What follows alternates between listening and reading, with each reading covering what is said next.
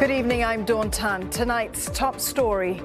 The clock is ticking. In less than an hour, Joe Biden becomes the 46th president of the United States. Kamala Harris will be there beside him as the first female vice president. She's also the first woman of color and the first person of South Asian heritage to hold the office. The new president will lay out his vision to defeat the pandemic and unify the nation in his inaugural address. There's unprecedented security as Washington prepares for the transition of power. The city is protected by a ring of steel and thousands of troops. Donald Trump has already left the Capitol. He's heading south to Florida on board Air Force One.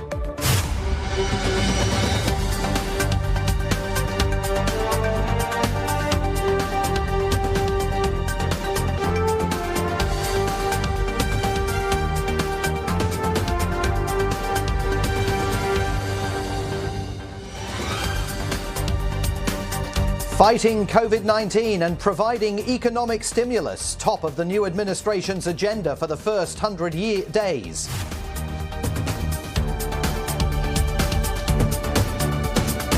And Wall Street opens higher with investors optimistic ahead of the inauguration.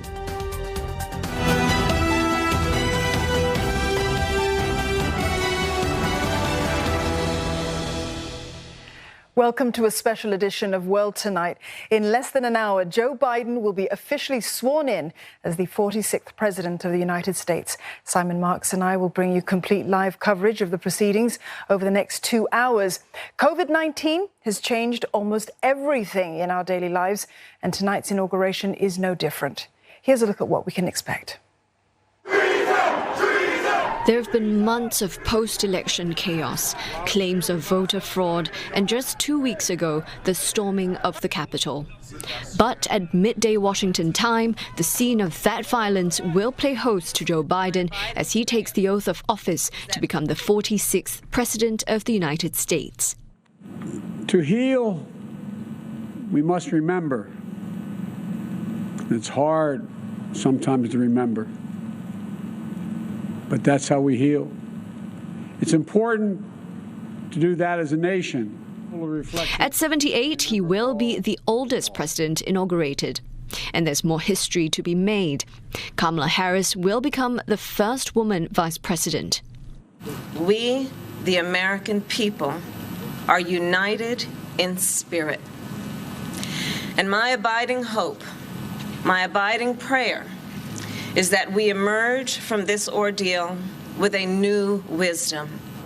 The two will be sworn in during an inauguration ceremony like no other. There's extra tight security on an unprecedented level due to the pandemic and threats of more riots. 25,000 National Guard troops have been deployed. Security fences are in place at the White House, with soldiers on patrol at all key intersections. What we aren't seeing today is the usual crowd of supporters spreading out from the Capitol stage and down the National Mall. But 3 former presidents will be there: Barack Obama, Bill Clinton, and George W. Bush. And while the festivities will be low-key, there'll still be a sense of celebration. Lady Gaga will sing the national anthem, Jennifer Lopez will perform, and as usual, there'll be prayers and poetry. Simon Marks, our Washington, D.C. bureau chief, is joining me tonight for our live coverage of the inauguration proceedings. Simon, we've used the phrase "like no other" quite a lot over the past 12 months, but it's true. We've never seen an inauguration quite like this, have we? Yeah, I mean, I think we've used it quite a lot over the last 4 years, Dawn, but we've certainly used it a lot in the run-up to this inauguration. And as we see these pictures from Capitol Hill, I mean, one has to be struck by 2 immediate things. First of all, everyone, Bill Clinton, George W. Bush, Barack Obama, the Chief Justice of the United States, John Roberts, all the attendees wearing face masks. This is a COVID-19 inauguration. There's a small crowd of people in historical terms gathered to observe the swearing in of Joe Biden and Kamala Harris, and that is, of course, because of the need for safe distancing as a result of the pandemic. But the other thing you're immediately struck by watching these pictures is who isn't there. President Donald Trump absent from this ceremony, along with the First Lady of the United States, Melania Trump. They right now eschewing the opportunity to mix with the Obamas, with the Clintons, with the institutional representatives of continuity in American government.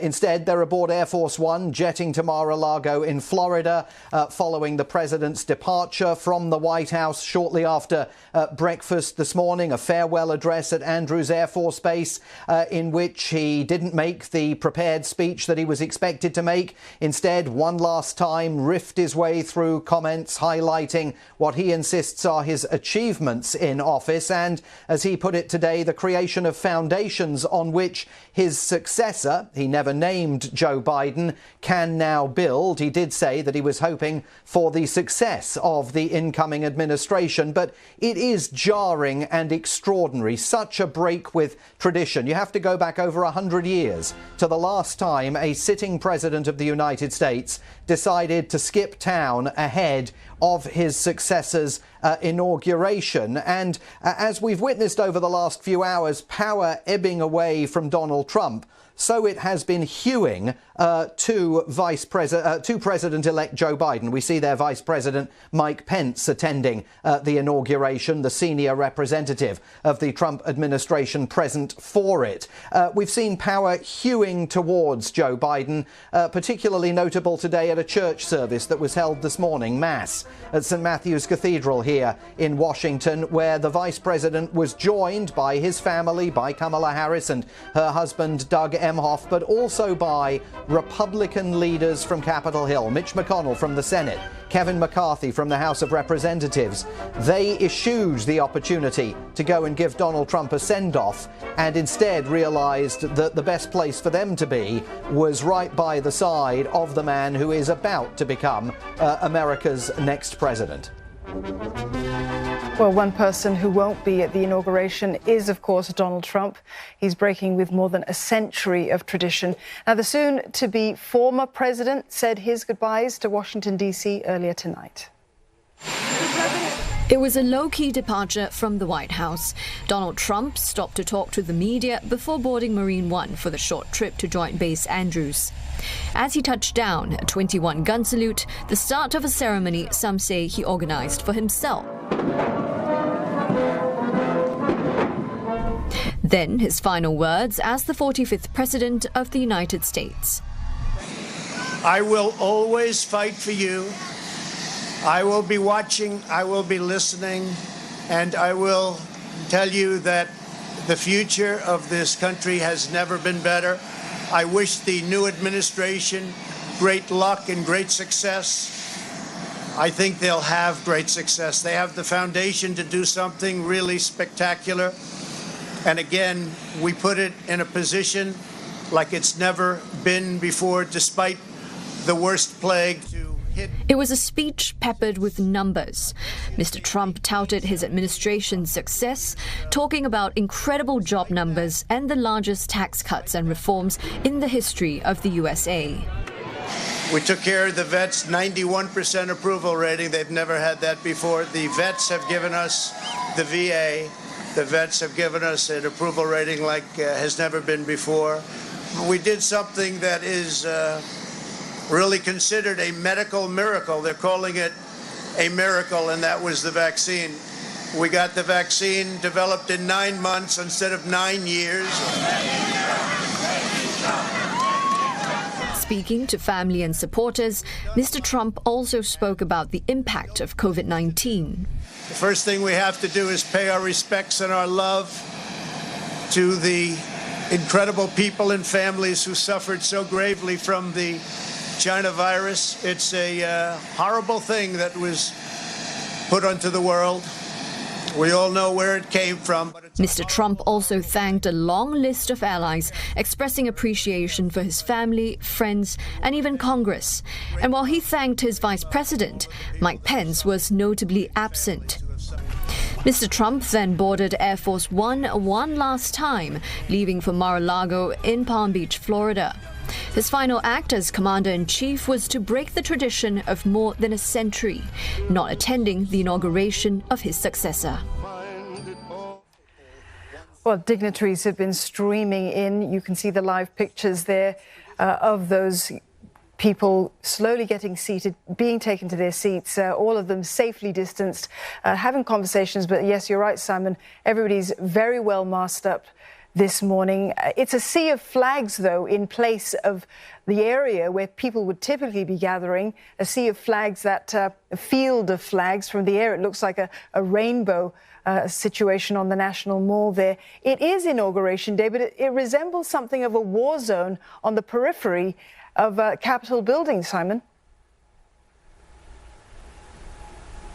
Yeah, I think it's really important to underscore that, Dawn. I mean, as we watch this on television, it's going to look like a celebration. We're going to hear Lady Gaga sing the national anthem. There'll be a performance by Jennifer Lopez. There will be the traditional pomp and circumstance that accompanies a presidential inauguration every 4 years. But both COVID-19 and the security situation here overshadow it and hang very, very thick in the air. ABC is reporting that some of the dignitaries attending this event are wearing body armour beneath their winter coats amid ongoing concerns that this inauguration could be the subject of a fresh assault by conspiracy theory believing supporters of President Trump, who of course engaged in that insurrection at this very Capitol building exactly 2 weeks ago. We're now seeing Kamala Harris and her husband Doug Emhoff, both of them about to make history, coming out to applause, waving to the crowd. Kamala Harris, of course, about to be sworn in as the first woman and the first person of Indian and Afro-Caribbean descent to become Vice President of the United States. Doug Emhoff, her husband, will become America's first second gentleman. I'll let you think about how that works itself out. He's going to be the first second gentleman in the United States, succeeding, of course, Second Lady Karen Pence. Karen Pence and Mike Pence absolutely there. Fist bumps for Kamala Harris and Doug Emhoff from the Obamas, Barack Obama and Michelle Obama. Barack Obama has just within the last hour put a tweet out congratulating Joe Biden, his former vice president, of course. So Kamala Harris and her husband now present for her to take her oath of office, and then as the clock ticks up towards midday, it'll be Joe Biden's turn. We should be seeing him arriving formally for this event in a moment. COVID-19 absolutely overshadowing this, as well as the security situation. Those flags that you mentioned, Dawn, 200,000 of them on the grass in front of the Capitol building.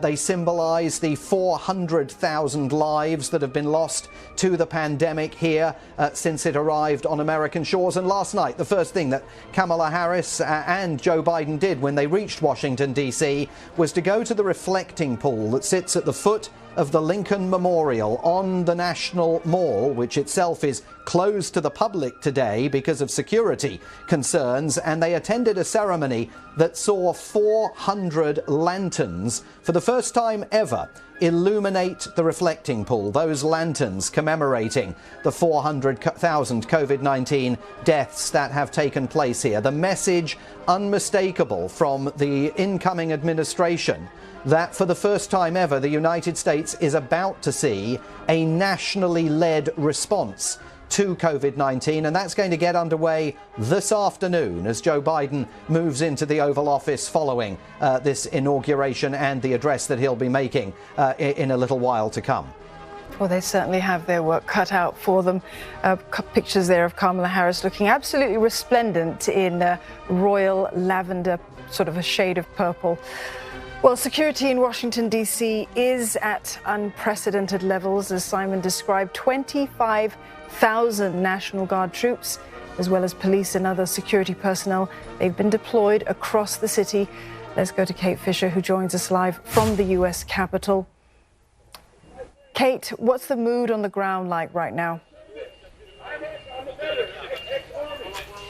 Well, it's certainly a little bit edgy, I would say. We've just been joined by not protesters against Donald Trump. If you can hear anything in the background, this is a religious protest, if you like. But we have seen cars and trucks and buses coming past. We saw President-elect Joe Biden's motorcade as it came bringing him and his wife to the Capitol. That was surrounded by flashing lights, outriders, a huge caravan of vehicles along here. This entrance to the Capitol is being heavily guarded by the National Guard, just like so many other roadblocks across this city at the moment. These soldiers are armed, and many of them are, again, something relatively rare for this capital city. It's virtually, well, it is impossible to get anywhere close to the action taking place today unless you have one of those invitations. The National Mall, the place that usually thousands of Americans would gather to celebrate their new president, well, that's been shut off, fenced off with unscalable fences, just like the Capitol building and the White House here in the city. There really is a sense that Washington is expectant, and it does feel odd that this peaceful process, this idea about keeping democracy alive, is only being able to happen with all of these guns on the streets. All right, Kate, thank you very much for that. Kate Fisher there. Well, also joining us tonight as we navigate our way through the presidential inauguration is Mohammed Mohammadou. He's from the Graduate Institute of International and Development Studies in Geneva. Good evening. We will be hearing from Joe Biden soon. What do you expect him to focus on in his speech? Good evening. I think that there's probably going to be two lead themes that we can expect this evening, and they have been mentioned already by your colleagues. I think the main notion would be that the country is facing this crisis of unprecedented nature. And so, as President Biden has been saying all along, this notion of help is on the way is something that I think we can expect him to articulate, probably in more historical terms, in more explicit ways as such. There is an expectation of help, of reassurance that the country needs, and I think that Mr. Biden will certainly speak in those terms. There is another theme which we can also expect to hear from, which is this notion of bringing the country together, this notion of division, of polarization that we have seen vividly in recent days, in recent weeks, in recent years, is something that he probably will address in bringing an end to, essentially an end to the division and the need to go back to this spirit of a united America. Joe Biden has said that he's going to hit the ground running today. In fact, after the inauguration itself, he's got a very full in-tray when he starts his time in office. What are the biggest challenges, do you think, that he faces in his first 100 days? Well, once he goes beyond the hurdle of setting together his team and providing there's no problems there, we haven't seen any particular issues. And of course, the fact that the Congress now is controlled by the Democrats should help. Once he passes that sort of hurdle, I think that three key notions will probably arise in the next 100 days, which is generally the period that we look at. The first one will be this notion of COVID-19, of course, bringing some sort of relief to that. He has already made some announcements in that sense. Is this going to translate into something that perceptually, at least, the average American will feel that they're essentially getting a sort of a control, a hold over this? This is one immediate and very tangible test that he will have, and a very real one for that matter. The second one will be probably more of a historical nature. Will he be able to launch a major sort of process of bringing the country together in terms of the racial question? This has divided the country a lot, certainly this year, but we have seen it beyond. Will there be a certain process that will be put in place? And finally, internationally, essentially going back to the respect, to the alliances, to the place that the United States has lost over the past couple of years. And I think that on that front, on that level, we can expect him to be tested as well.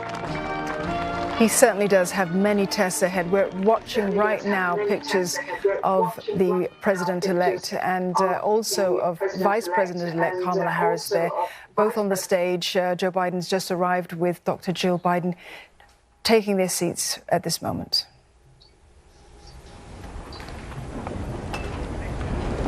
Well, it appears, Mr. Mohamedou, that he's going to overturn a lot of things that President Trump has done during his 4 years in office. How different is his presidency going to be from that of his predecessor? I think we can expect it realistically to be extremely different at all levels, in style and in substance. Madam Vice President-elect, members of Congress and the judicial branch, former presidents and first ladies, vice presidents, leaders from abroad, and a whole bunch of Bidens. America, welcome to the 59th presidential inauguration, where in just a few moments, Joe Biden and Kamala Harris will take their solemn oaths. This ceremony is the culmination of 244 years of a democracy.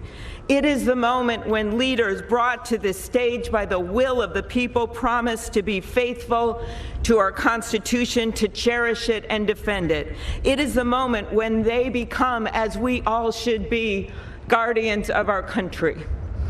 Have we become too jaded, too accustomed to the ritual of the passing of the torch of democracy to truly appreciate what a blessing and a privilege it is to witness this moment? I think not.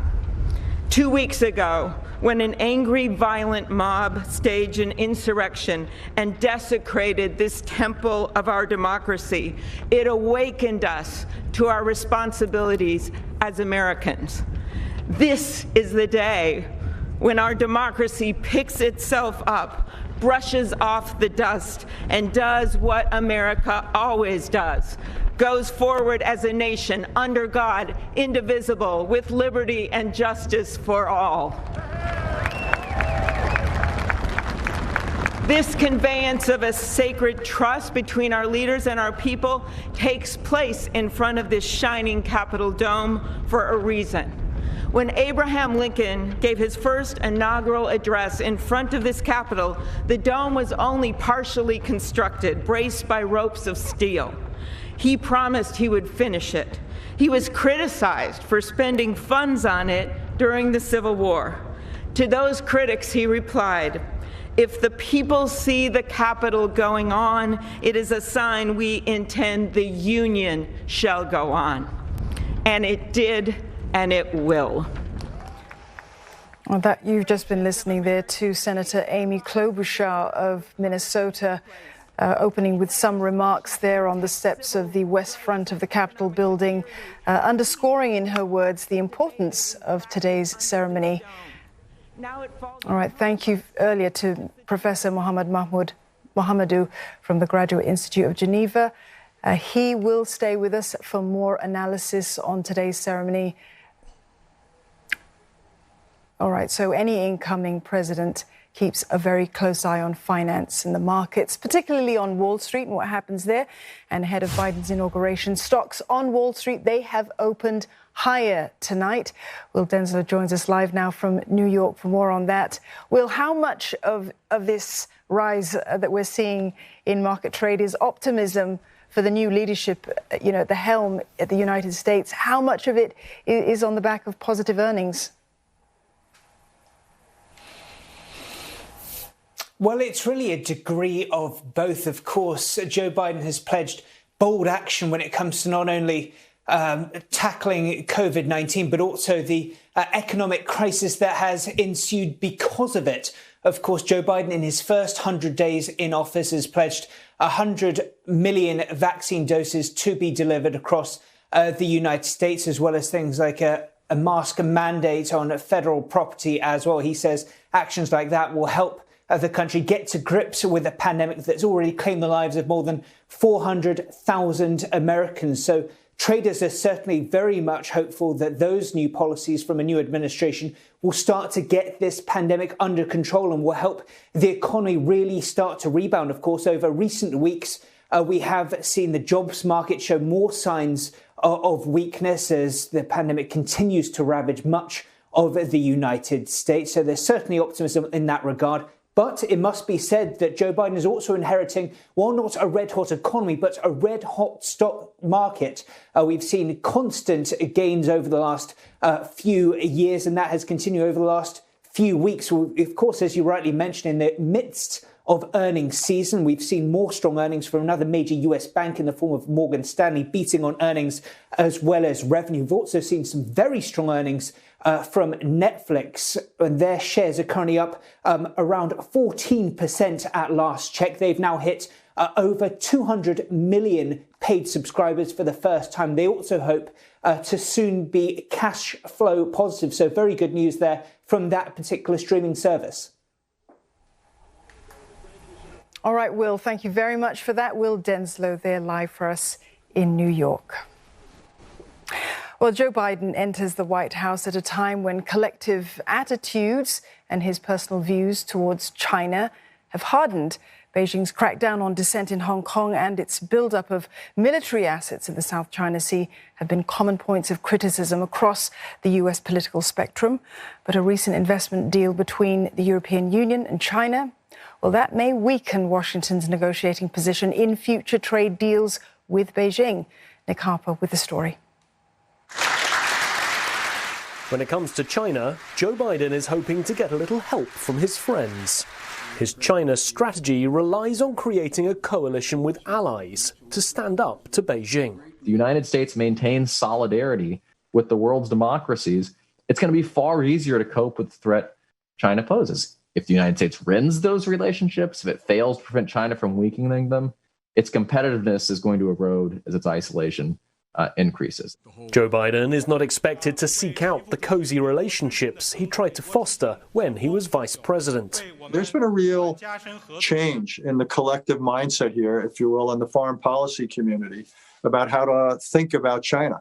And I think there's a widespread view that what China's doing in Hong Kong and vis-a-vis the Uyghurs and so forth merits a very strong response. He's hoping for some bonhomie from the capital cities of Europe. But an investment treaty signed by the European Union and China may make that harder. I think the timing is very curious. Why the EU, after 7 years of negotiation, needed to conclude this deal on the eve of the incoming administration.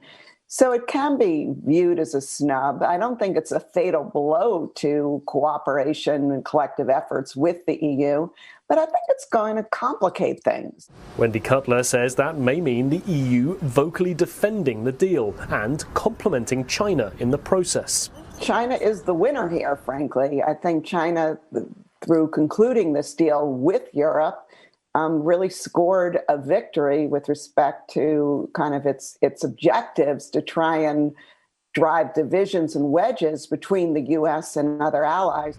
Experts say it gives Beijing more muscle, at least in the short term, in any dealings with the new U.S. administration. Europe has signalled that it wants to work closely with Washington in building transatlantic partnerships. But undoubtedly, Mr. Biden would have preferred the EU delayed this deal to give him a head start in building his united front against China. Nick Harper, CNA, Washington.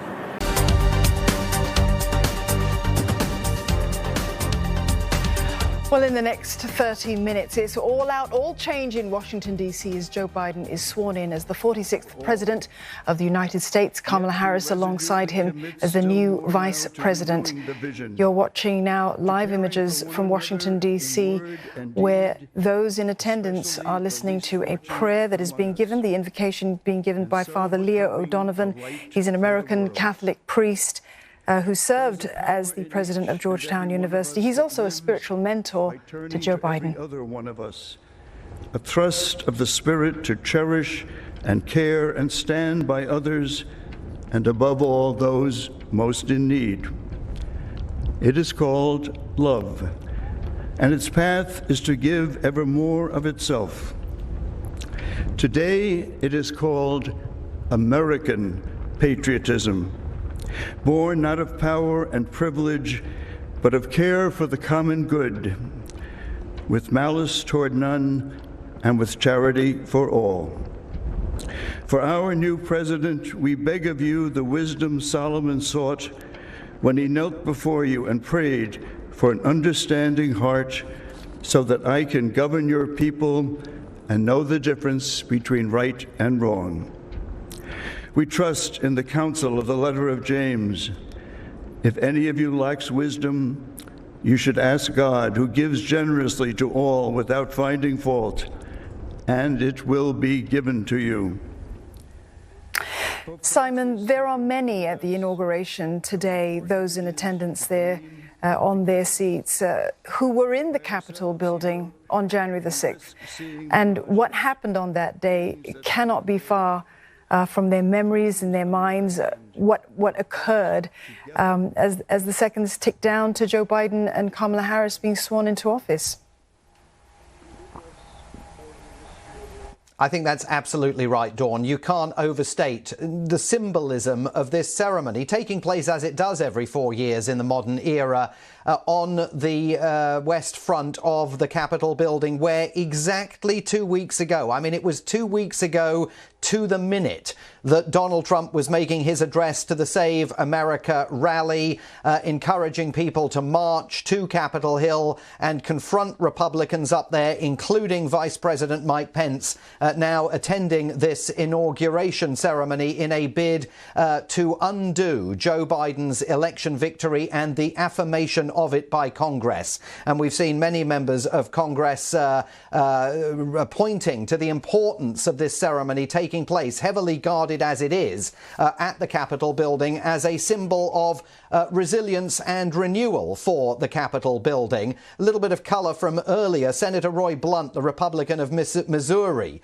who is the co-chair of this inauguration, alongside Senator Amy Klobuchar, from whom we heard earlier, described this as not a moment of division, but a moment of unification. And indeed, the presence of the entire political elite of the United States for this inauguration underscores that. One has to wonder whether, as they were flying down to Florida on board Air Force One, whether Donald Trump and Melania Trump, watching this ceremony get underway, they've now arrived in Palm Beach in Florida and are heading to Mar-a-Lago, the president's golf resort there, whether there was any sense within them of regret over their decision not to attend this inauguration and participate in what Republicans on Capitol Hill are calling a moment of unification for the country. I mean, there's no question that those people taking part in this event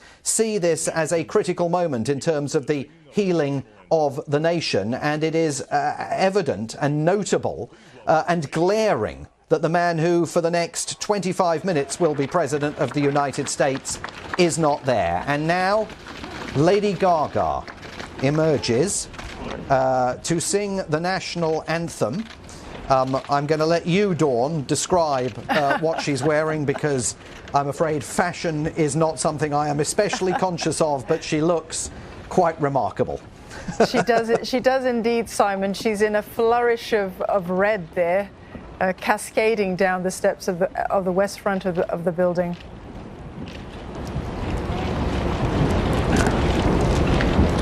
Well, this is a with big a moment. Massive gold eagle pendant on her black blouse as she prepares to sing the national anthem at this inauguration. Quite a moment, this one, that we're going to watch right now.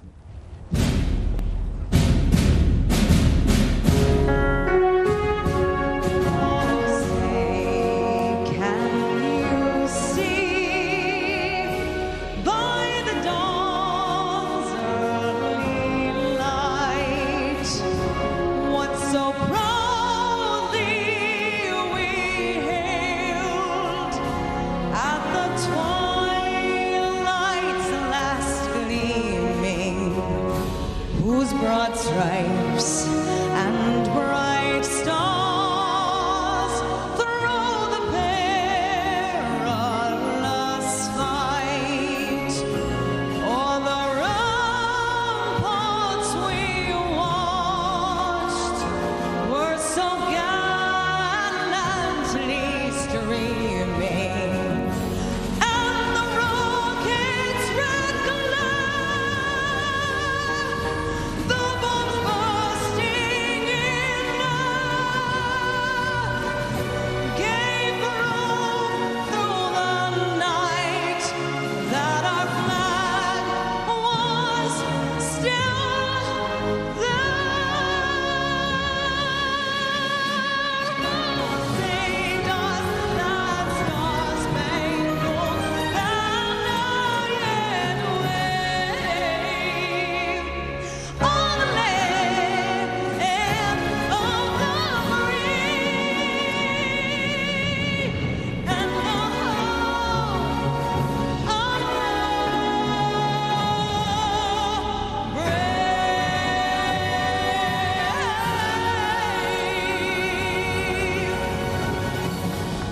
What a moment for Lady Gaga there. Simon, I think that's the dove of peace that you described there on her lapel. I mean, follow that. I don't know if you spotted there, she was carrying a gold microphone and wearing gold headsets as she made that performance. And there was a point there when she referred to the flags, when she appeared to be pointing to that sea of flags that exists now on the National Mall here in front of the Congressional Building to symbolize the 400,000 people who have died of COVID-19. But just a belter of a performance by Lady Gaga, setting the stage now for the Pledge of Allegiance to be recited by Andrea Hall, a fire captain from Georgia, the first black female firefighter to serve as captain of South Fulton's Fire Rescue Department. United States of America, and to the republic for which it stands, one nation, under God, indivisible, with liberty and justice for all.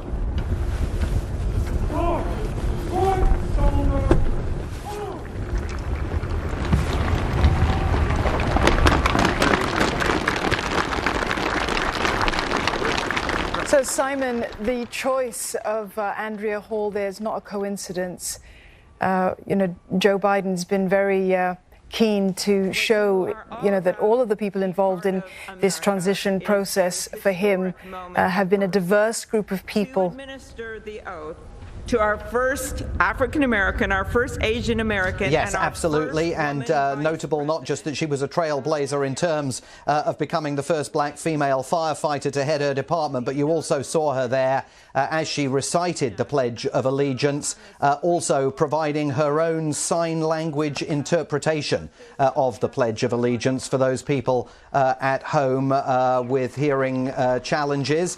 And now I think we are preparing for the swearing in of Vice President Kamala Harris. It's going to be conducted by Justice Sonia Sotomayor of the United States Supreme Court. Kamala Harris taking up her position to make history. She is about to become the first female Vice President of the United States. Let's listen. Solemnly swear that I will support and defend the Constitution of the United States. That I will support and defend the Constitution of the United States. Against all enemies, foreign and domestic. Against all enemies, foreign and domestic. That I will bear true faith and allegiance to the same. That I will bear true faith and allegiance to the same. That I take this obligation freely. That I take this obligation freely. Without any mental reservation or purpose of evasion. Without any mental reservation or purpose of evasion. That I will well and faithfully discharge. That I will well and faithfully discharge. The duties of the office on which I am about to enter. The duties of the office upon which I am about to enter. So help me God. So help me God. All right.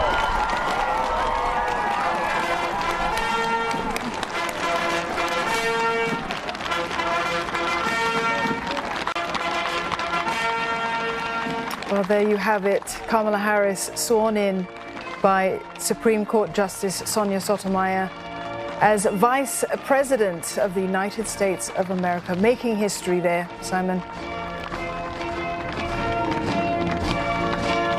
Yes, absolutely. That's how easy it is to make history at the end of a very, very long struggle. Kamala Harris becomes now, and we saw Vice President Mike Pence watching on, America's new Vice President, the first woman to fill the role, the first person of Indian and Afro-Caribbean descent to fill the role. It is interesting piece of trivia. She's not the first person of color to be Vice President of the United States. Back in 1929, Herbert Hoover selected a man called Charles Curtis to be his Vice President, and he was partly descended from Native Americans here, core Indians. And so as a result, the nomenclature that we use to describe Vice President Kamala Harris as she is now is a complicated one, because she's not the first person of colour ever to serve in the role, but she has absolutely just smashed a very substantial glass ceiling here in the United States. Notable that Hillary Clinton, who of course hoped to be America's first female president, is in the audience for this alongside her husband, former President Bill Clinton. And here's Jennifer Lopez.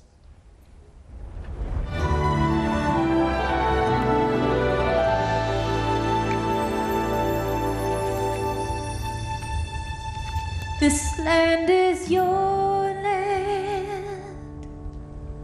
This land is my land. From California to the New York Islands, from the Redwood Forest to the Gulf Stream waters. This land was made for you and me.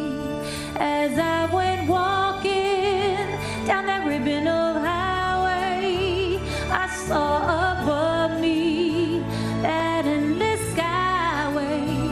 I saw below me that golden valley. This land was made for you and me. Oh, this land, oh, this land. This land was made for you and me.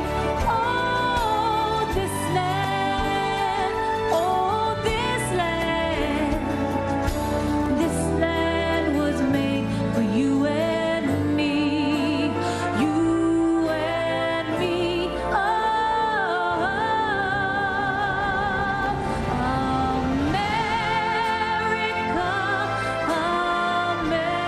America, God shed His grace on thee and crowned thy good with brotherhood. From sea to shining sea.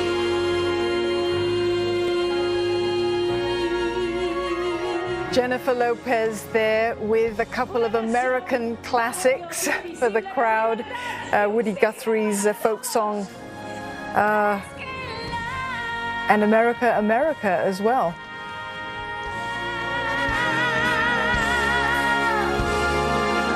This land was made for you and Can you imagine, Simon? She was actually nervous before today's performance, apparently, according to her fiancé. More nervous than when she performed at the Super Bowl. Well, you know, this is an extraordinary event to be showcased in, a major, normally national celebration of the hallmark of American democracy. She's there being greeted by Kamala Harris and Joe Biden as she's escorted away by a military attaché after another quite extraordinary musical performance. And now we're heading, I think, to the big moment, to the moment when Joe Biden will take the oath of office. They are substantially ahead of where Donald Trump was 4 years ago in terms of timing. Regular viewers may remember that 4 years ago we were getting perilously close to midday and Donald Trump still hadn't taken the oath of office. And at one point we almost wondered whether there was going to be a moment where the United States did not have a president, because remember, the Constitution requires the oath of office to be taken before midday. In the end, they got it in, I think, 13 seconds under the wire. But now we have the swearing in about to begin. Joe Biden is going to take the position for him to be sworn in alongside his wife, Jill Biden. The Chief Justice of the United States Supreme Court, John Roberts, will be administering the oath of office as Joe Biden holds out a hand to bring his wife and family members up to the dais. A family Bible being provided for Joe Biden to use. A man of intense faith and emotion, as we saw yesterday, tears streaming down his face when he left Delaware. Let's listen to the swearing in.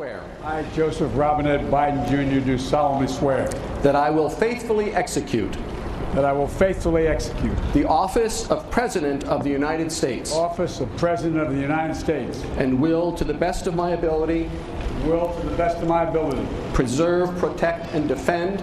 Preserve, protect, and defend. The Constitution of the United States. The Constitution of the United States. So help you God. So help me God. Congratulations, Mr. President.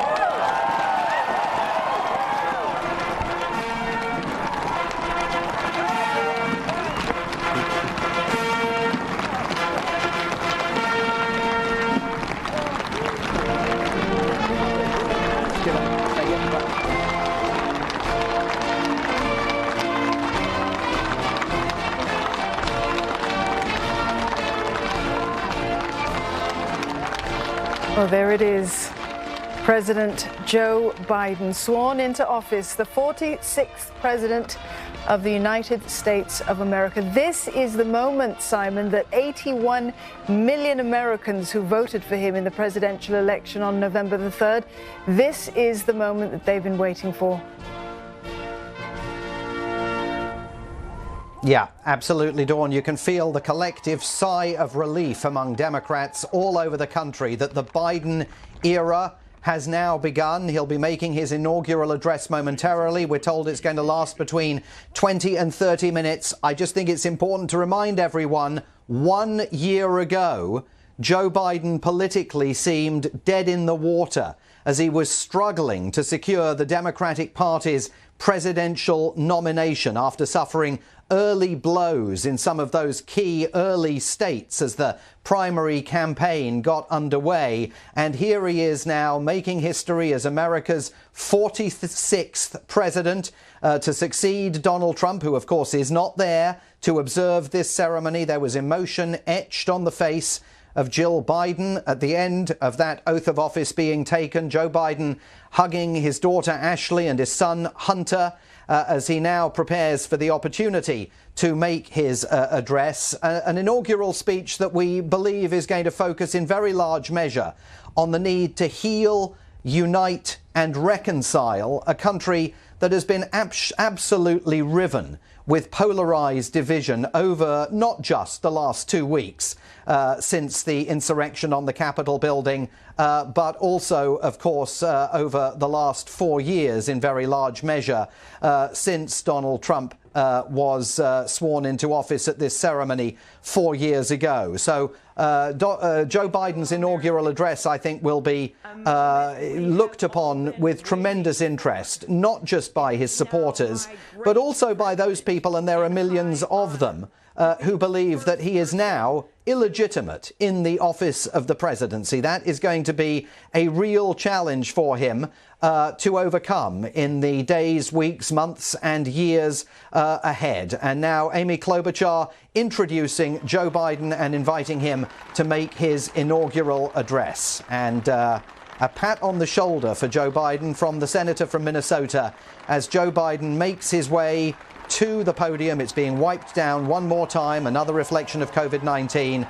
This an enormous moment, the crowning achievement so far of Joe Biden's storied political career, a moment decades in the making as he prepares to make this inaugural address. Leader McConnell, Vice President Pence, my distinguished guests, my fellow Americans, this is America's day. This is democracy's day, a day of history and hope, of renewal and resolve. Through a crucible for the ages, America has been tested anew, and America has risen to the challenge. Today, we celebrate the triumph not of a candidate, but of a cause, the cause of democracy. The people, the will of the people, has been heard, and the will of the people has been heeded. We've learned again that democracy is precious, democracy is fragile, and at this hour, my friends, democracy has prevailed. So now, On this hallowed ground where just a few days ago, violence sought to shake the Capitol's very foundation, we come together as one nation, under God, indivisible, to carry out the peaceful transfer of power as we have for more than 2 centuries. As we look ahead in our uniquely American way, restless, bold, optimistic, and set our sights on the nation we know we can be and we must be. I thank my predecessors of both parties for their presence here today. I thank them from the bottom of my heart. And I know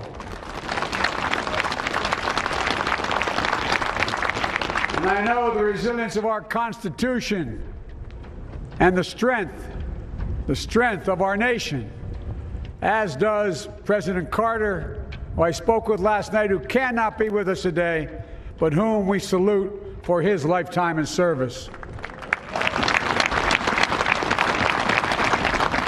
I've just taken the sacred oath each of those patriots have taken, the oath first sworn by George Washington. But the American story depends not on any one of us, not on some of us, but on all of us, on we the people who seek a more perfect union. This is a great nation. We are good people. And over the centuries, through storm and strife, in peace and in war, we've come so far, but we still have far to go.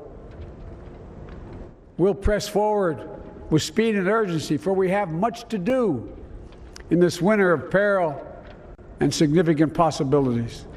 Much to repair, much to restore, much to heal, much to build, and much to gain.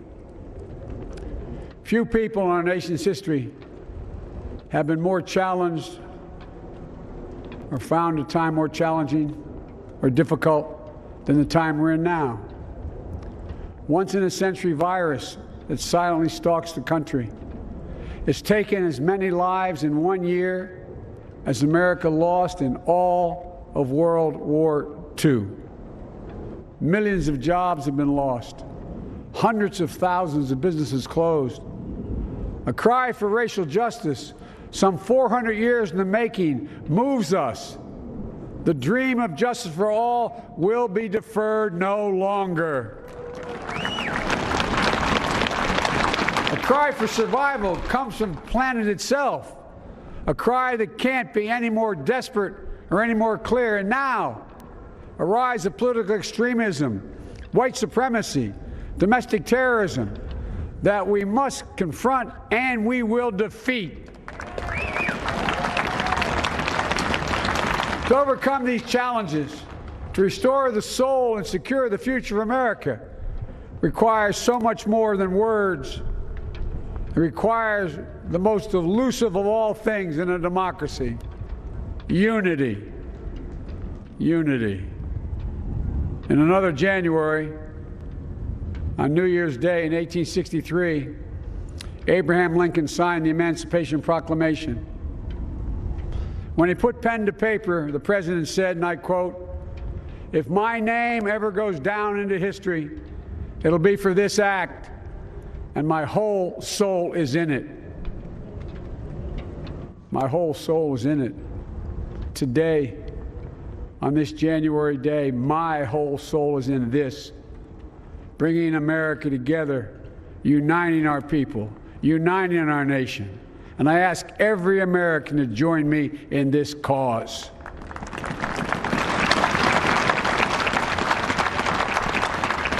Uniting to fight the foes we face: anger, resentment and hatred, extremism, lawlessness, violence, disease, joblessness, and hopelessness. With unity, we can do great things, important things. We can right wrongs. We can put people to work in good jobs. We can teach our children in safe schools. We can overcome the deadly virus. We can reward work and rebuild the middle class and make health care secure for all. We can deliver racial justice, and we can make America once again the leading force for good in the world. I know speaking of unity can sound to some like a foolish fantasy these days. I know the forces that divide us are deep and they are real. But I also know they are not new. Our history has been a constant struggle between the American ideal that we're all are created equal and the harsh, ugly reality that racism, nativism, fear, demonization have long torn us apart. The battle is perennial, and victory is never assured. Through Civil War, the Great Depression, World War, 9/11, through struggle, sacrifice, and setbacks, our better angels have always prevailed. In each of these moments, enough of us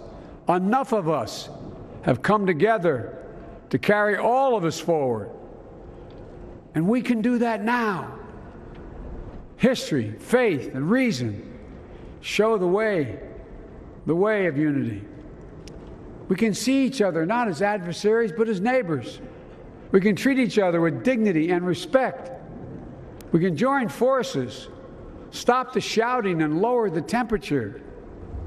For without unity, there is no peace, only bitterness and fury. No progress, only exhausting outrage. No nation, only a state of chaos. This is our historic moment of crisis and challenge, and unity is the path forward. And we must meet this moment as the United States of America. If we do that, I guarantee you we will not fail. We have never, ever, ever, ever failed in America when we've acted together. And so today, at this time, in this place, let's start afresh, all of us. Let's begin to listen to one another again, hear one another, see one another, show respect to one another. Politics doesn't have to be a raging fire, destroying everything in its path. Every disagreement doesn't have to be a cause for total war. And we must reject the culture in which facts themselves are manipulated and even manufactured.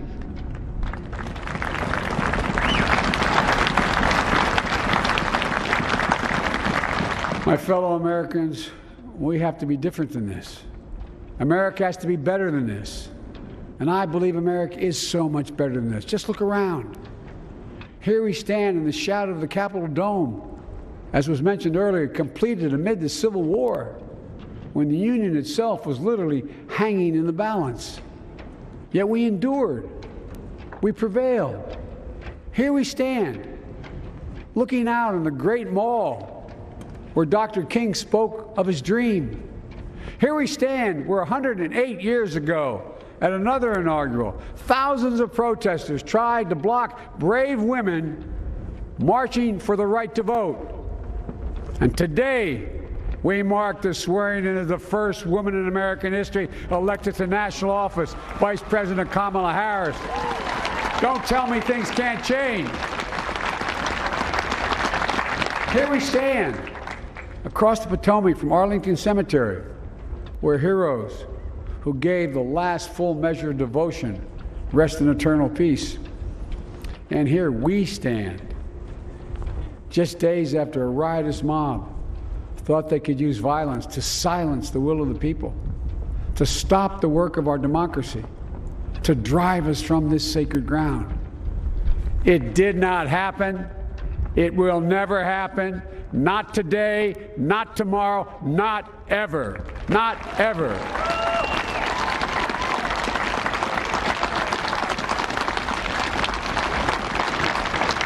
To all those who supported our campaign, I'm humbled by the faith you've placed in us. To all those who did not support us, let me say this. Hear me out as we move forward. Take a measure of me and my heart. And if you still disagree, so be it. That's democracy. That's America. The right to dissent peaceably. within the guardrails of our republic is perhaps this nation's greatest strength. Yet hear me clearly, disagreement must not lead to disunion. And I pledge this to you. I will be a president for all Americans, all Americans. And I promise you, I will fight as hard for those who did not support me as for those who did.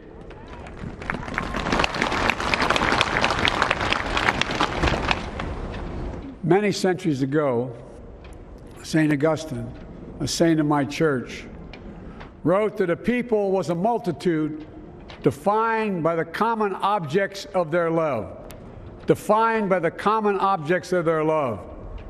What are the common objects we as Americans love that define us as Americans?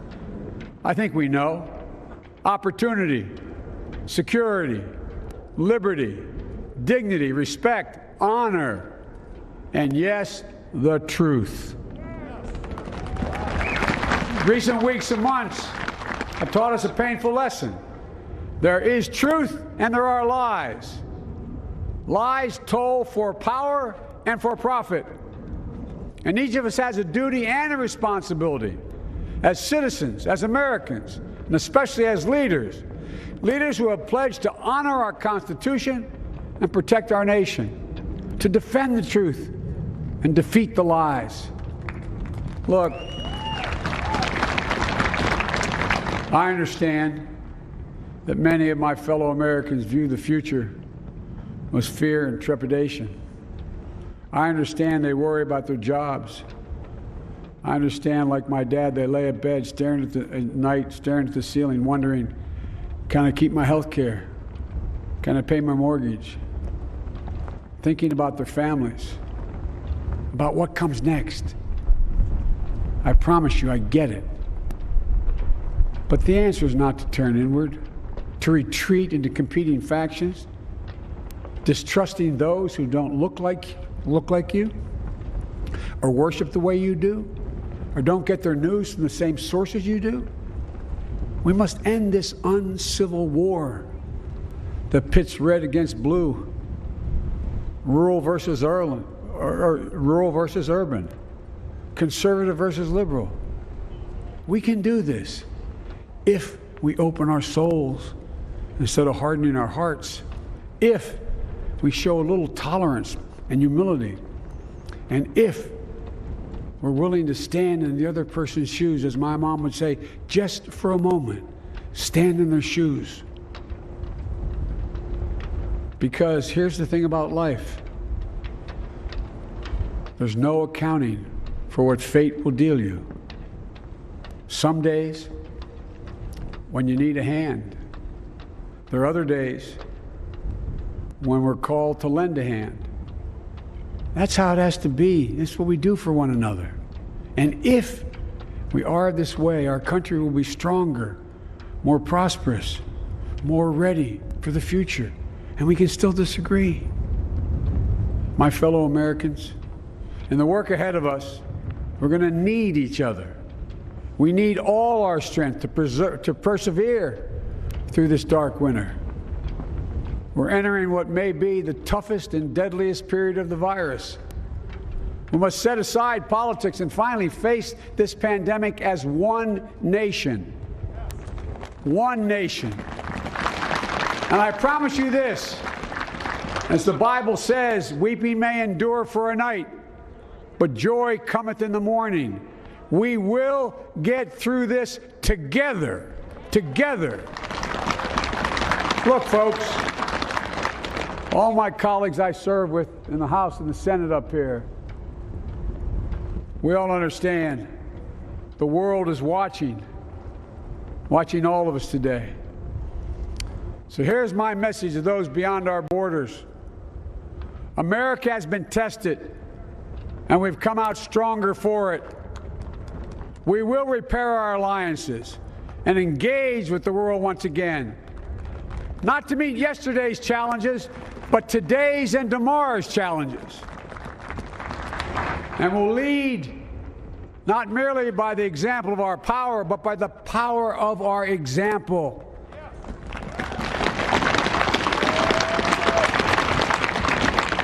We'll be a strong and trusted partner for peace, progress, and security. Look, you all know we've been through so much in this nation. And in my first act as president, I'd like to ask you to join me in a moment of silent prayer. Remember all those who we lost in this past year to the pandemic. Those 400,000 fellow Americans, moms, dads, husbands, wives, sons, daughters, friends, neighbors, and co-workers. We'll honor them by becoming the people and the nation we know we can and should be. So I ask you, let's say a silent prayer for those who've lost their lives and those left behind, and for our country.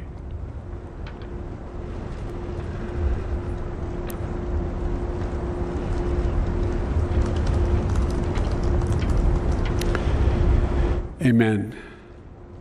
Folks, this is a time of testing. We face an attack on our democracy and on truth, a raging virus, growing inequity, the sting of systemic racism, a climate in crisis, America's role in the world. Any one of these would be enough to challenge us in profound ways. But the fact is, we face them all at once, presenting this nation with one of the gravest responsibilities we've had. Now we're going to be tested. Are we going to step up, all of us? It's time for boldness, for there is so much to do. And this is certain.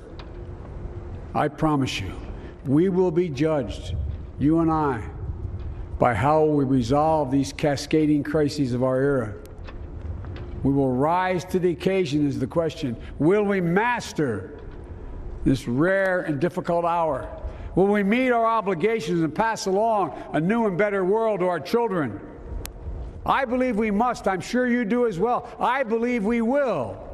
And when we do, we'll write the next great chapter in the history of the United States of America, the American story.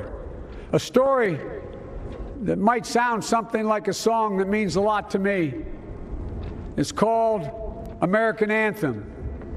There's one verse that stands out, at least for me, and it goes like this. The work and prayers of century have brought us to this day. What shall be our legacy? What will our children say? Let me know in my heart when my days are through. America, America, I gave my best to you. Let's us add our own work and prayers to the unfolding story of our great nation. If we do this, then when our days are through, our children and our children's children will say of us, they gave their best, they did their duty, they healed a broken land. My fellow Americans, I close the day where I began, with the sacred oath. Before God and all of you, I give you my word. I will always level with you. I will defend the Constitution. I'll defend our democracy. I'll defend America. And I'll give all of you, keep everything I do in your service, thinking not of power, but of possibilities, not of personal interest, but the public good. And together, we shall write an American story of hope, not fear, of unity, not division, of light, not darkness, a story of decency and dignity, love and healing, greatness and goodness. May this be the story that guides us, the story that inspires us, and the story that tells ages yet to come that we answered the call of history. We met the moment. Democracy and hope, truth and justice did not die on our watch but thrived. That America secured liberty at home and stood once again as a beacon to the world. That is what we owe our forebears, one another, and generation to follow. So, with purpose and resolve, we turn to those tasks of our time, sustained by faith, driven by conviction, and devoted to one another and the country we love with all our hearts. May God bless America. and may God protect our troops. Thank you, America.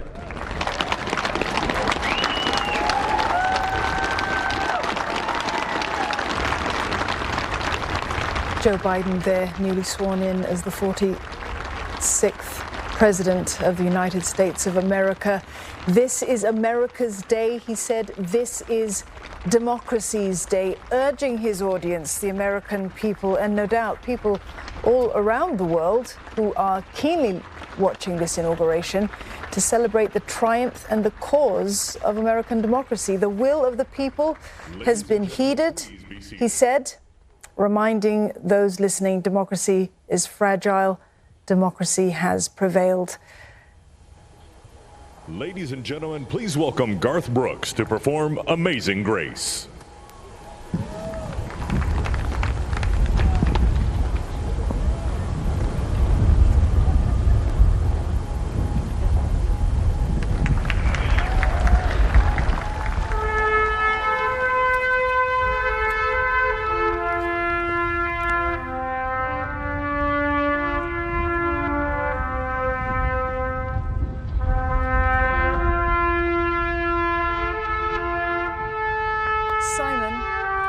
You know, before today, observers have been speaking about Joe Biden's easy manner, his steadiness.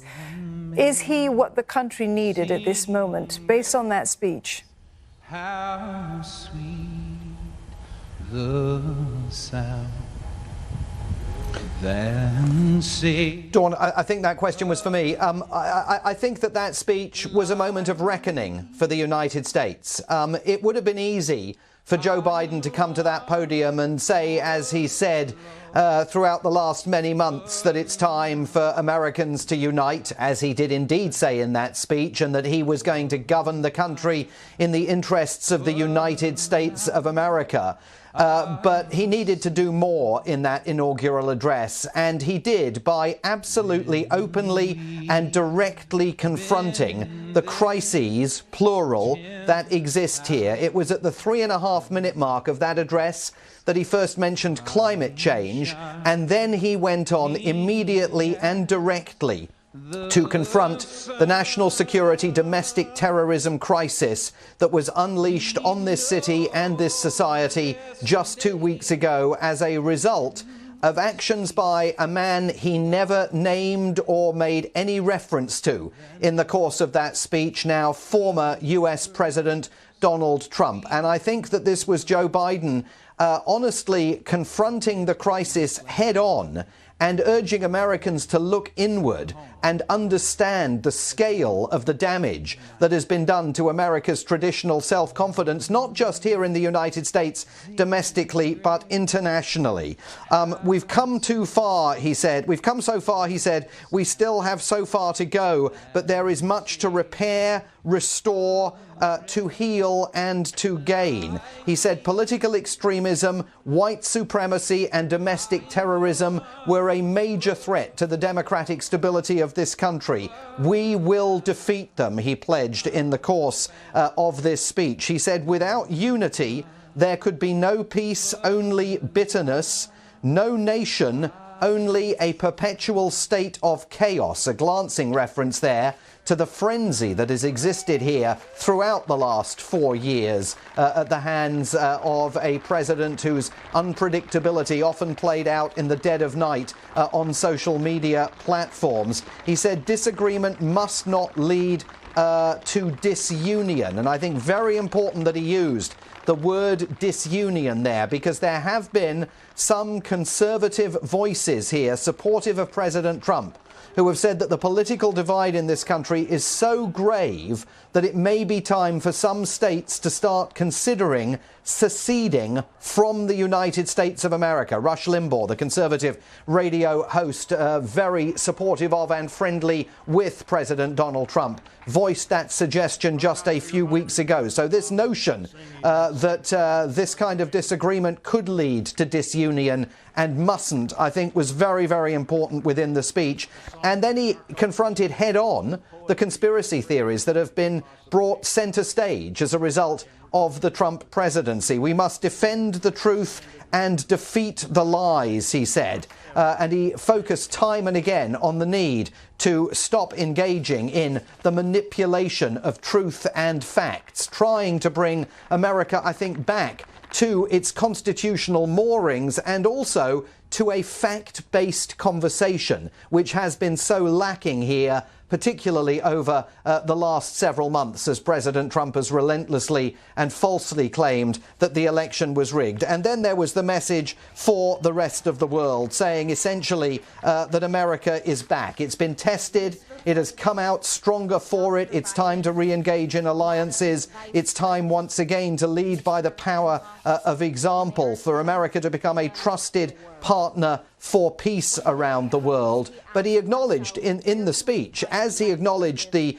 enormous crises that the country faces domestically to overcome, that it is not going to be easy to persuade the international community that a country where millions of people don't view Joe Biden now as a legitimate president of the United States is actually back and back to stay. That, as much as anything else, is going to be the work of his presidency, trying to persuade the international community that there's no risk of returning to the situation that we have just wrapped up here as Joe Biden took the oath of office. And then, of course, his call for that moment of silence to honour the 400,000 COVID-19 dead, absolutely redolent of his intention now immediately to focus on the pandemic, the economic catastrophe here, and for the first time to unveil a national response to COVID-19 that this country has needed for months and hasn't seen implemented. Joe Biden is going to set about that in just a few hours' time when he heads to the White House and enters the Oval Office for the last time. But I think an extraordinary speech in the sense that it was honest and direct and laid bare for Americans the real questions that exist here about whether American democracy is truly safe and secure, just 2 weeks after, as he put it, the country and Congress was shaken to its foundations by that armed invasion of the congressional building behind him on Capitol Hill. Let's bring in our guest again for more analysis on this. Mahmoud Mohammadou from the Graduate Institute of International and Development Studies. He's still with us this evening. Mr. Mohammadou, the president addressed the issue of America's influence around the world, as Simon mentioned just now. He said America has been tested.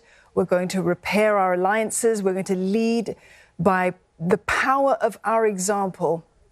Strong words from him for the rest of the world. How will it land with his allies? I think this was a straightforward yet powerfully simple discourse that we've heard. There was a strong message of unity, as we just heard. This notion of being at a historical moment, and the only way to address this was to bring this nation to the exemplarity that he indicated it had lost. The country has been tested, and it is now back to reclaim that position through the exemplarity that it seeks to position itself through. I thought that this theme of history was very strong, again, in a simple and straightforward manner, but you could feel that there was a sense of the hour being grave. He spoke of a winter of peril, of a dark winter, of a rare and difficult hour. So he's clearly sending a message to the nation that this will not be an easy period.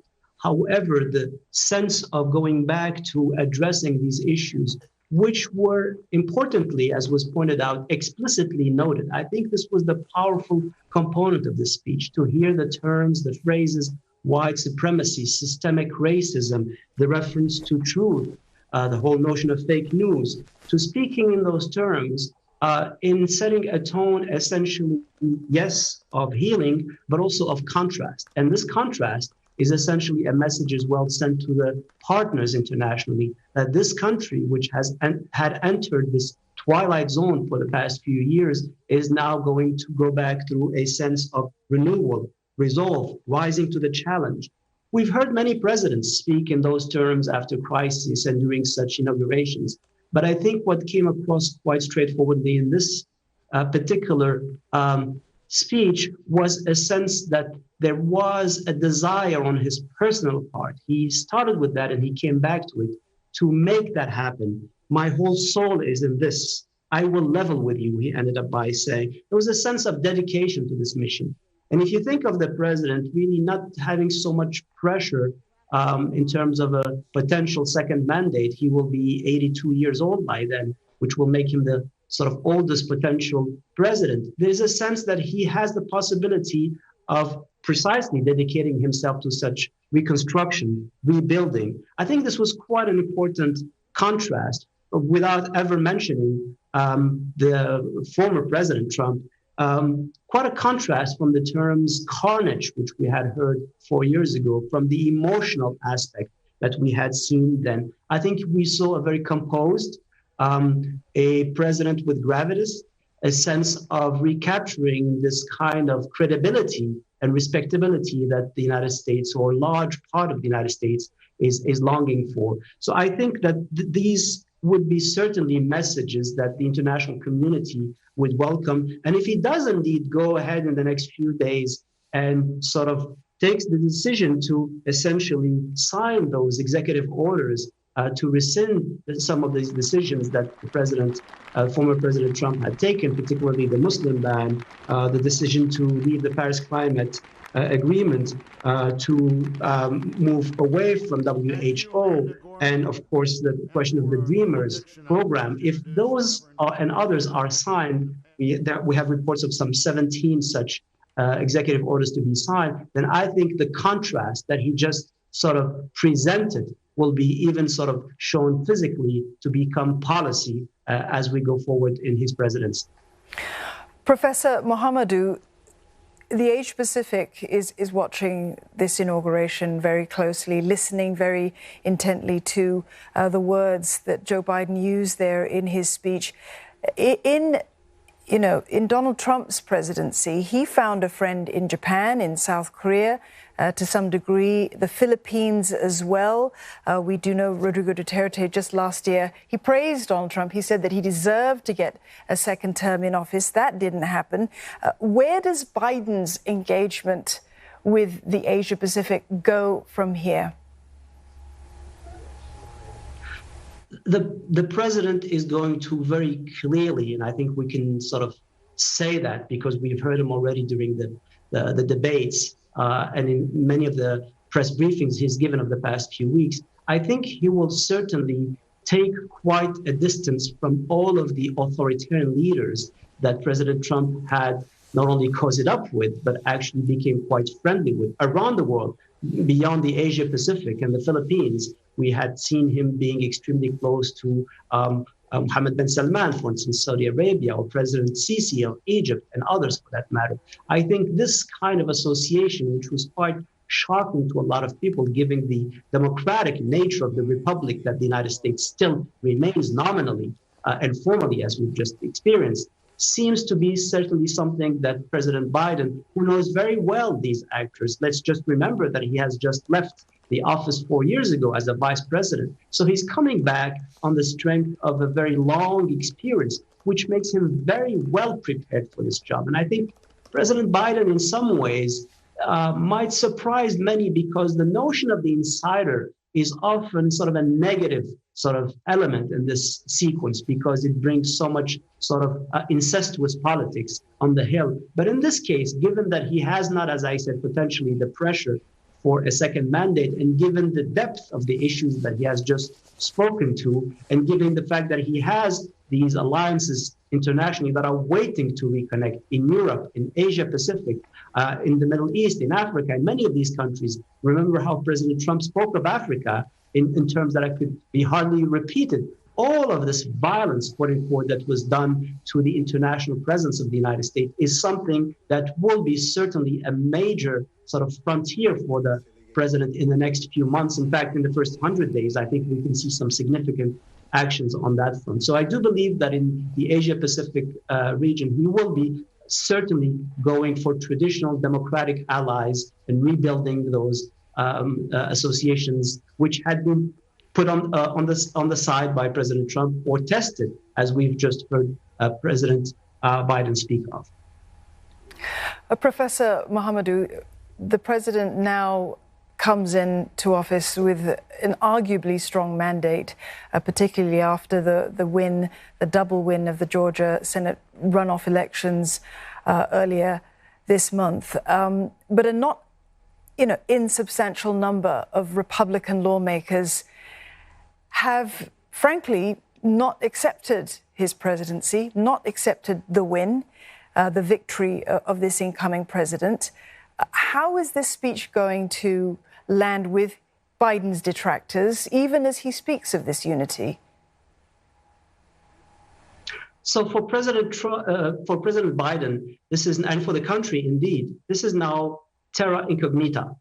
The depth of the crisis, the assault by the terrorists on the Capitol that we saw in recent days is so unprecedented that it's very difficult to establish any parallel historically with how this is dealt with, unless one goes back very early in the days of the Republic, which is not absolutely the same situation here. I think that what again, President Biden will have as a challenge is to manage all of the pushback, the strike back that we will see happening now as a continuous murmur of sorts in all of these sectors. The Republican Party will have to deal with its own crisis, the self-made crisis, and its complicity with the Trump years over the past couple of years as it is. But I think the larger issue is the security threat that we have witnessed, the divisiveness that will not necessarily disappear. You're absolutely right. There is, as we speak, a large chunk of the country that is still disputing the very victory that we have, of course, absolutely just witnessed, and which was confirmed quite a few weeks ago, if not a few days after the election, as it were. But I think that element is going to be something that Mr. Biden cannot be so distracted with. I think, as he had made very clear, in fact, in his press briefings early on, the COVID-19 crisis, this moment, this winter, this dark winter coming, this worst moment, as he just said, that we can expect, in fact, internationally, all of us, is going to be an important element for him to focus on. And beyond that, of course, I think also managing, you're right, his own majority. The Democratic Party is now benefiting from this configuration, but it's really important to see how they will navigate that and support the president's own agenda and not necessarily go into the potential division that exists between the old guard and the new guard within that party. We're just watching pictures now of what is likely to be the end of the ceremony. The military band there playing earlier. Ladies and gentlemen, you couldn't hear her, but it was there was a poetry recitation by Amanda Gorman, who'd been handpicked by Jill Biden to recite a poem which she'd written. She's 22 years old, an LA resident, a proud moment for her. But as Joe Biden takes office, investors, they are anticipating this $1.9 trillion economic stimulus package. And that package is aimed at helping households, businesses through this COVID-19 pandemic. And it means more one-off direct payments, tax breaks as well, increased unemployment benefits for those who need them. But as Nick Harper finds out, some of the new measures, they may come too late. Over the last 10 months, Yusuf Mubaraz has watched his deli lose 75% of its business. Located just off of Times Square in New York City, he relies heavily on tourist foot traffic, which is all but dried up. We're not a Fortune 500 company, so we make our money on the small, local transactions and the juices and the drinks and the sandwiches. When we last saw Yusuf in May, he'd received government help with a stimulus-backed loan, but it wasn't enough. The rent has always been very high, but we've been able to make it, over the years. But at this point, it's not profitable for us or for the long term either way. We don't know when it's going to get back, so we're making plans to shut it down. The business his family has owned for 20 years will close in the next few months. And it's a similar story in other parts of Manhattan. His cousin's deli nearby shut down just last month. In Washington, D.C., the organisation Tables Without Borders has had to adapt. Usually they'd find positions in restaurant kitchens for refugees and asylum seekers. But back in April, with restaurants closed, their chefs cooked 10,000 free meals that they bagged up and distributed to vulnerable communities. Now that eateries have partially reopened in the US capital, they've changed their business model again, allowing their intern chefs to return to restaurants. We provide the pay for the intern, and the restaurant, which is struggling, receives an extra hand for free in the kitchen during the duration of the internship. So it's actually a win-win. As before, the organisation and its workers are unlikely to be eligible for government stimulus. But Sarah Abdelrahim is hopeful about another policy from the new president, an increase in the number of refugees.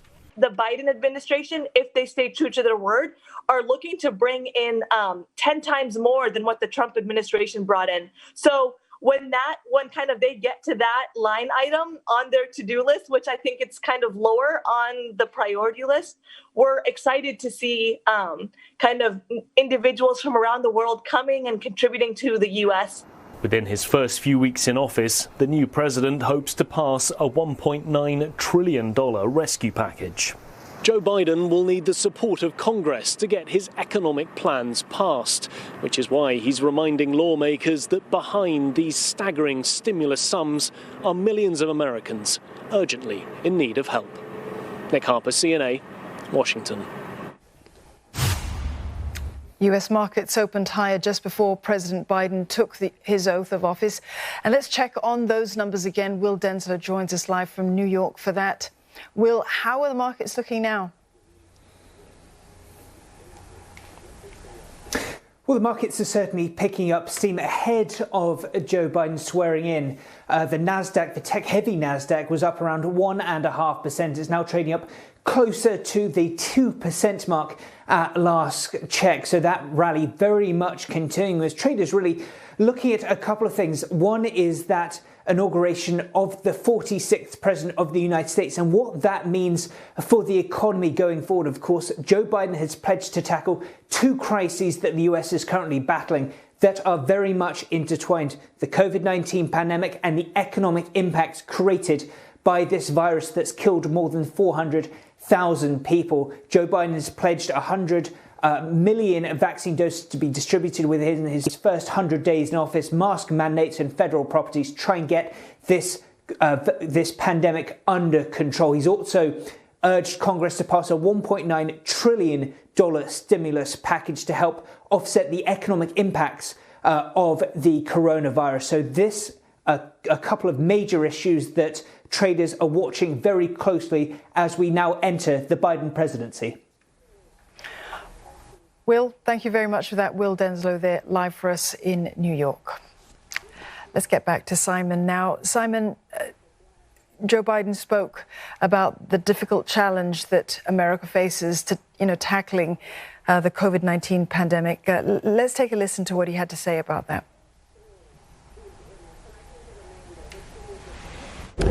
Few people in our nation's history have been more challenged or found a time more challenging or difficult than the time we're in now. Once-in-a-century virus that silently stalks the country. It's taken as many lives in 1 year as America lost in all of World War II. Millions of jobs have been lost. Hundreds of thousands of businesses closed. A cry for racial justice, some 400 years in the making, moves us. The dream of justice for all will be deferred no longer. Simon, the outgoing Vice President Mike Pence gave the playbook that the task force had put together. He's given that to the Biden administration, but is Joe Biden going to need it?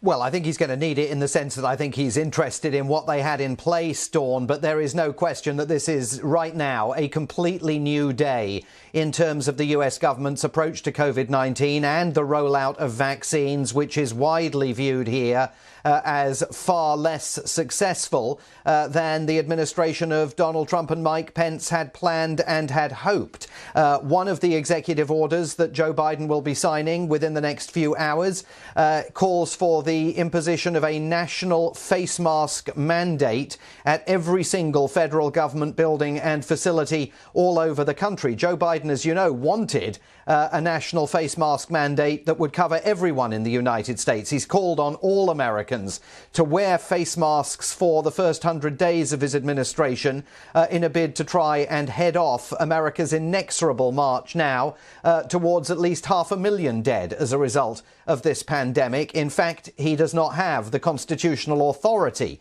to issue that national face mask mandate, but he can issue a mandate that all federal government employees in all federal government facilities must wear face masks, and he's going to do that as soon as he reaches the Oval Office, opens that note that has been left in the drawer for him by President Trump. We don't know what it contains, and that then gets down with the business of signing, we're told, 17 separate executive orders, memoranda, and proclamations later today on a whole variety of different policy areas. But as he indicated last night when he attended the illumination of those 400 lanterns at the reflecting pool on the National Mall, and then in his first official act as president, calling for a national moment of silence in honour of the 400,000 people who have died as a result of COVID-19. Joe Biden is not going to be a president who tells Americans that, like a miracle, it's all going to go away.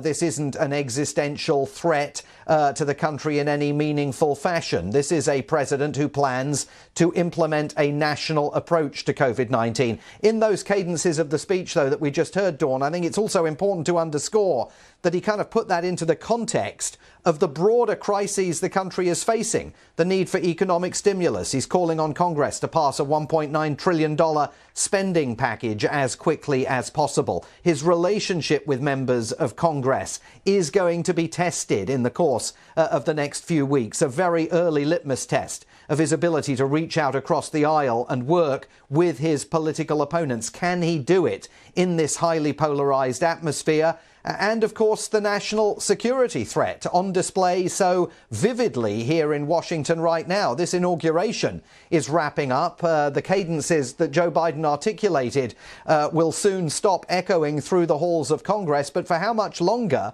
are we going to be living in Fortress Washington here? At what point will the authorities deem that it's secure enough that they can lift some of the security that we're seeing on the streets, and that the immediate threat has passed? I mean, all of those questions mean that, as Joe Biden said in that section of the speech, he is going to be facing unprecedented challenges in office. Indeed, dealing with this disunion, as he termed it, Simon, it's not simply going to go away, although he says that, you know, America has to end it and they have to do it together. Let's listen in to what he had to say specifically about the aftermath of the Capitol riots. And here we stand, just days after a riotous mob thought they could use violence to silence the will of the people, to stop the work of our democracy, to drive us from this sacred ground. It did not happen. It will never happen.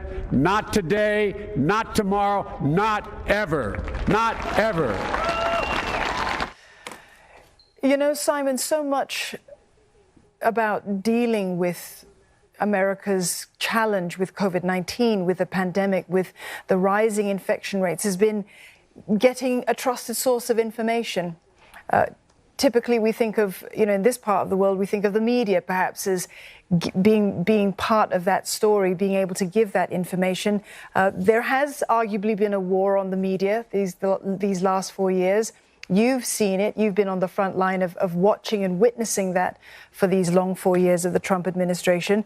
The news media in the United States, the fourth estate, it's meant to be enshrined as a trusted source. Is the war on the media over now? And what's that going to mean with, how the Biden administration actually goes forward? Well, the war on the media was clearly led by President Donald Trump, who, as you know, Dawn, on numerous occasions described the free press as the enemy of the people. The media, of course, here is not monolithic, and the media includes now propaganda television channels that are absolutely supportive of President Donald Trump, and in the case of some of them, actively promote the conspiracy theories that his supporters believe. And what we've witnessed at Trump events all over the country and at other moments over the last 4 years is that supporters of President Trump actively go after members of the media when they are in public doing their constitutionally protected jobs. Now, President Trump, having arrived in Florida, says that he believes that his political movement is just beginning, has been talking, according to the Wall Street Journal, about the possibility of launching his own political party, the Patriot Party. But I think it's important to remember he's stripped now of his ability really to communicate in a major way with members of the American public. He's banned from Twitter, he's banned from Facebook, he no longer has access to the whole of the White House communications infrastructure. So it's going to be very hard for him to fuel that battle that has been waged against the Fourth Estate here, the constitutionally protected First Amendment rights that people have to freedom of speech and to publish whatever they believe is worthy of publication. We're now seeing Vice President Mike Pence, Karen Pence, Kamala Harris and her husband, the new Vice President Kamala Harris, emerging from the building. They will soon be leaving that congressional building, which at exactly this moment, 2 weeks ago, was coming under assault by those conspiracy theorists who believed President Trump's claims that the election was rigged and who carved into the doors of that building the slogan, "Murder the media." I mean, that was taking place exactly 2 weeks ago, and it gives you a sense of the challenge that Joe Biden knows and acknowledges in that speech that he is going to face, bringing this country back to truth, to a situation where we never again have a White House official, as we did in the form of Kellyanne Conway, arguing that President Trump wasn't lying. He was engaged in alternative truths. This is an interesting moment. Kamala Harris and her husband engaging in conversation with Mike Pence and his wife Karen.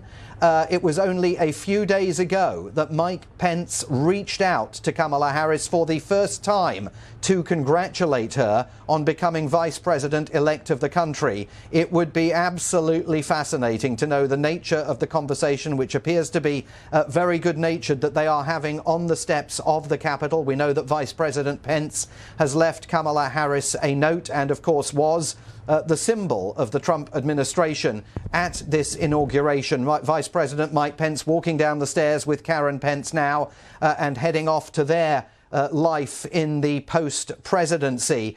It will be fascinating one day, perhaps, to hear Mike Pence explain not just what went on behind the scenes in the West Wing of the White House over the last 4 years, but how he could have so silently but loyally stood by the excesses of the Trump administration that he witnessed. Mike Pence there saying farewell as he clambers aboard that armoured limousine and makes his departure, leaving on the steps of the Capitol building his successor, Vice President Kamala Harris, and her husband, the second gentleman of the United States, Doug Emhoff. An extraordinary moment that, as the four of them gathered on the steps of the Capitol. Now Kamala Harris waving goodbye to Mike Pence as his limousine prepares to depart. She, of course, will be moving into what has been his residence at the Naval Observatory on Embassy Row here in Washington, D.C.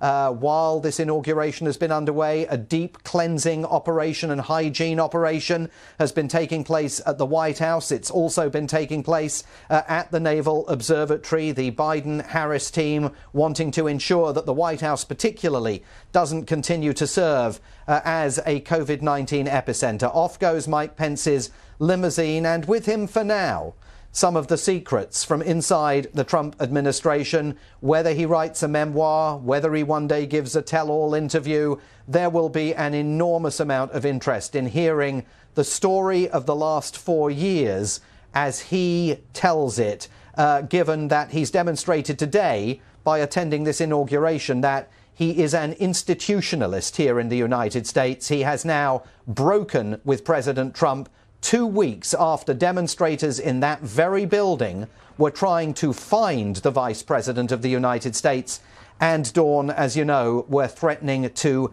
execute him. It's impossible to overstate the dramatic nature of what was taking place in that very building 2 weeks ago.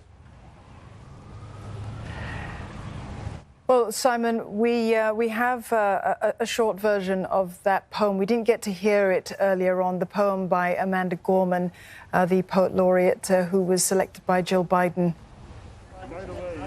Let's take a listen. When day comes, we ask ourselves, where can we find light in this never-ending shade? The loss we carry, a sea we must wade. We've braved the belly of the beast. We've learned that quiet isn't always peace. And the norms and notions of what just isn't always just is. And yet the dawn is ours before we knew it. Somehow we do it. Somehow we've weathered and witnessed a nation that isn't broken, but simply unfinished. We, the successors of a country and a time where a skinny black girl descended from slaves and raised by a single mother can dream of becoming president, only to find herself reciting for one. And yes, we are far from polished, far from pristine, but that doesn't mean we are striving to form a union that is perfect. We are striving to forge our union with purpose, to compose a country committed to all cultures, colors, characters, and conditions of man. And so we lift our gazes not to what stands between us, but what stands before us. We close the divide because we know to put our future first, we must first put our differences aside. We lay down our arms so we can reach out our arms to one another. We seek harm to none and harmony for all. Let the globe, if nothing else, say this is true. That was Poet Laureate Amanda Gorman there with a message to come together for Americans, to lay down their differences. She, of course, was handpicked for tonight's reading. She's an LA resident, and she's also, it is quite a hit on Twitter. It's trending, and I'm sure that young people all around the world are going to be sort of pouring through the words of that poem. She really, you know, she follows in the footsteps of some really big greats like Maya Angelou as well as Robert Frost, who've written poems for this inauguration ceremony.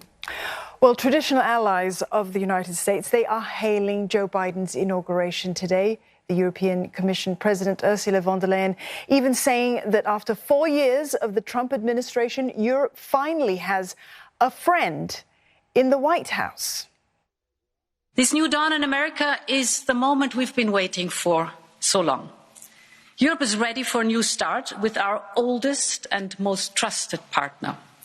And this is why the Commission recently has adopted a new forward-looking transatlantic agenda. And it focuses on where we can together join forces to push for global change based on our common values, interests, and global influence.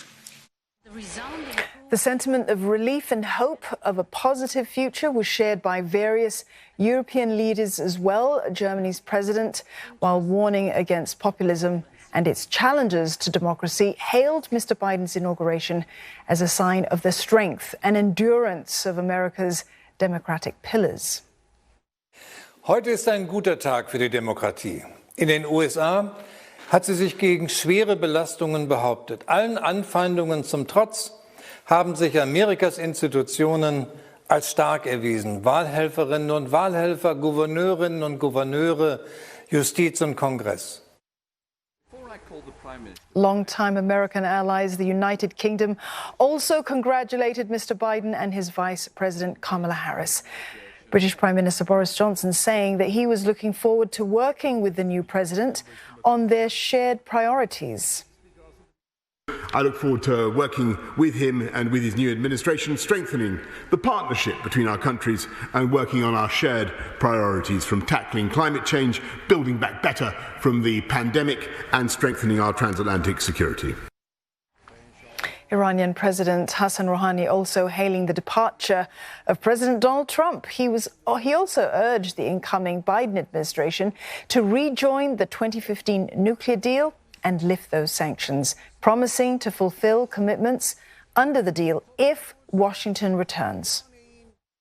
توپ امروز در زمین آمریکا و واشنگتن هست. اگر برگردند عمل کنند به تعهدات، ما هم به تعهدات خودمون عمل میکنیم. ترامپ مرد، زندگی سیاسیش تمام شد و برجام زنده موند. این تمام تلاشش این بود که برجام رو از بین ببره و ناموفق بود، نتونست. Singapore's leaders have also extended their congratulations to President Joe Biden, who's been inaugurated as the 46th President of the United States. President Halimah Yacob says President Biden's decades of public office experience will provide a stable, guiding hand during a critical juncture for America and the international community. Madam Halimah says that she looks forward to a visit from Mr. Biden and his family. And Prime Minister Lee Hsien Loong says strong American leadership will make a decisive difference to the collective recovery and shape of the post-COVID-19 world. Mr. Lee says that Singapore will continue to be a consistent and reliable friend and partner in advancing shared interests and deal with common challenges. He looks forward to working with President Biden to strengthen America's engagement of the region and of ASEAN. Simon, back to you. We've seen earlier on this evening, of course, Donald Trump leaving office. He said he'll be back in some form or other. Not quite sure what he meant by that, but I'm cognizant of the fact that there are these 73 million Americans who voted for him. No doubt, he won't be a historical afterthought. But after Joe Biden's speech, what will be remembered of him?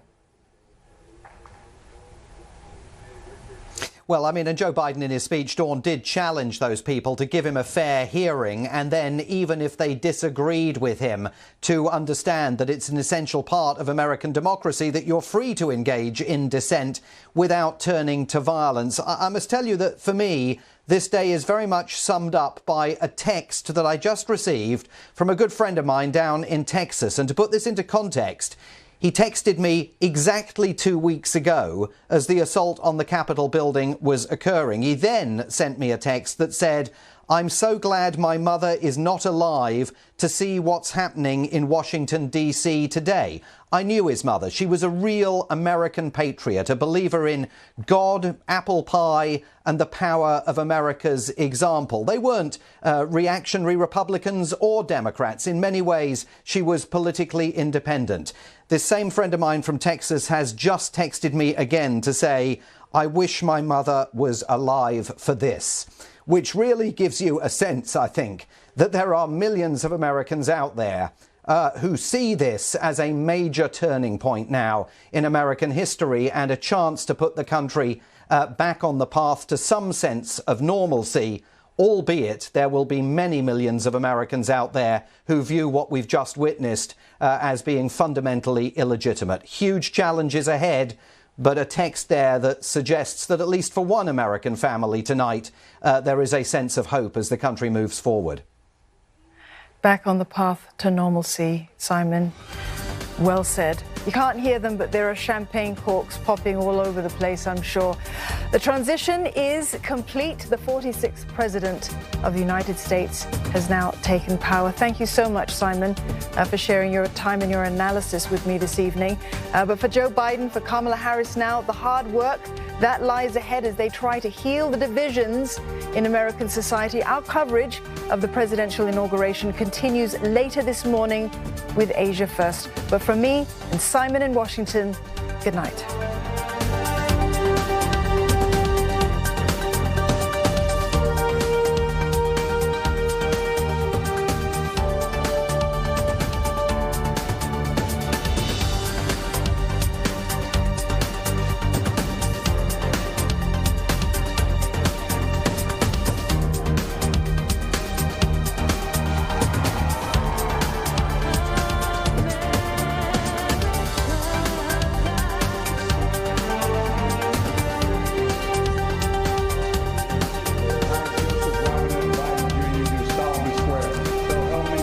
Congratulations, Mr. President.